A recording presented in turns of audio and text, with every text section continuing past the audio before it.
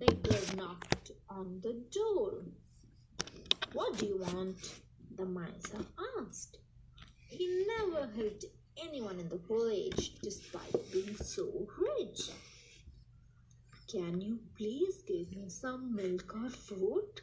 the beggar asked. "No, go away," the miser said rudely. "How about giving me some beans or wheat then?" the hungry beggar asked. "There is nothing in my house," the miser cried. "Leave at once."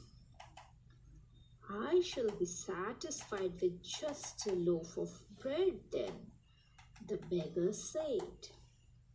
"I don't have bread," the miser replied stubbornly. "Let me quench my thirst. Give me some water to drink," the beggar requested. There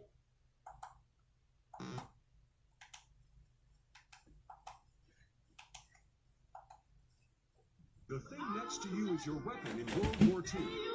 How screwed are you? You have got